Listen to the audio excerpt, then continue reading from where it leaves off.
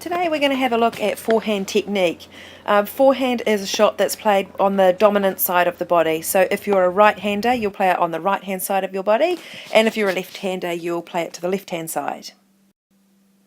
The player here is Andre Agassi, and he was well known for having one of the best forehands in the game. So here you can see he's in the ready position, and we always want to start like this with a stable base of support. The next part is the preparation phase. So the first part of this is getting side onto the ball, and that involves pivoting on your feet and turning your shoulders, making sure that the left arm, that is if you're a right-hander, the left arm also follows, as you can see in picture 2.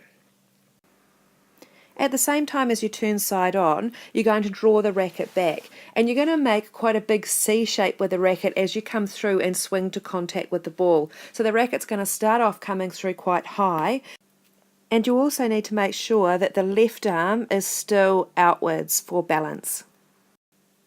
The racket then carries through that C shape and continues out to hit the ball right out in front of the body, as you can see in this picture here.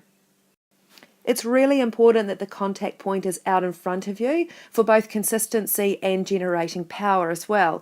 If you imagine trying to chop down a tree with an axe and stand really up close to the tree and try and swing the axe, you'd hardly get any sort of impact on the tree at all. Where if you stood right back and gave yourself room to have a good swing with the axe, you'd be able to give the tree a good nudge. And the same goes for the forehand. If that contact point is out in front, you're going to be able to generate some power on the ball. So after you've contacted the ball, you're going to continue the swing through all the way and up and over the shoulder as a general rule. The really important thing here is that your elbow ends up pointing to the fence at the end.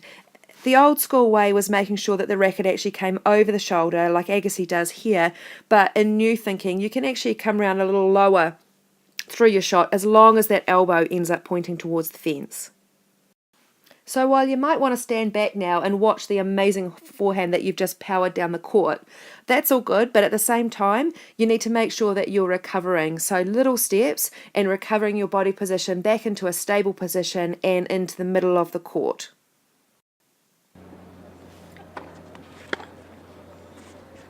So this is how Agassi does it.